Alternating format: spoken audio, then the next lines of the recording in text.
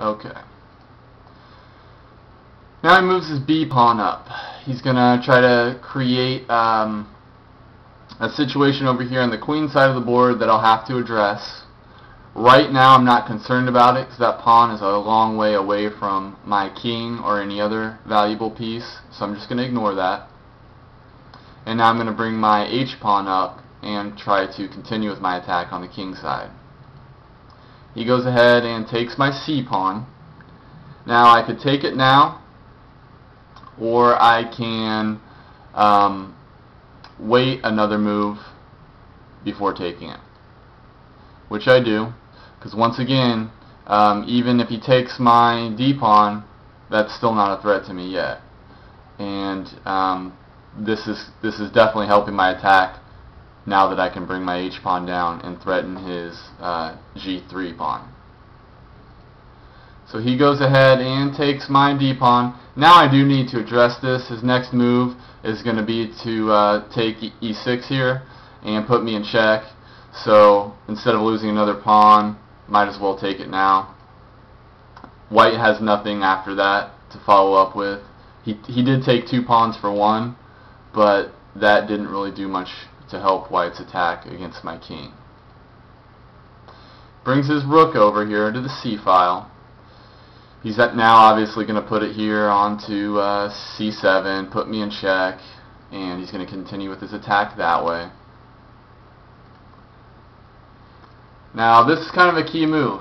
Let's go back just in case you missed that. Did a little sacrifice here. I took his G pawn with my rook, putting him in check. Now he has to address this. He can put me in check on his next move. However, I'm putting him in check, so he has to eliminate the check threat, which he does, and he goes ahead and takes it with his H pawn. But what I've been setting up all along was to bring my queen down to G3. Finally I'm able to, and I put him in check. And you'll see how this unfolds. We'll go pretty quick here. White does not have many moves here. Unfortunately, I just don't have enough material to do anything, and I cannot waste the tempo to bring any other pieces into play here. So I do the best I can. I check him. He's going to move around. I check him again, and you can see how the only piece that can defend him is his queen. But his queen only has really one open diagonal, which as long as I stay off of that, isn't going to help him at all. He can't really get any pieces in this region to block the check threat, so he's just going to have to get kind of squirrely with his king here and try to get out of this as best he can. Keeps moving his king. He's definitely not going to ever put it on a dark square, mainly because he can't, because my queen is so close, but if he did, I'd obviously put him in check with my bishop, which actually could be taken by his knight, so that wouldn't work either. Unfortunately, if my H pawn had been down one more square, I could have mated him. That just wasn't the case. He's moving around. I keep checking him. I'm trying to find an angle, trying to force him to make a mistake. He's just not going to. So my only option here at this point is perpetual check, which we finish out right here. You can see that my control of the center of the board became key, because if my E4 pawn hadn't been there, he would have easily escaped here to D3 in a way and blocked with his queen. However, he couldn't escape there. His king is trapped, and ends up being perpetual check. It's a draw.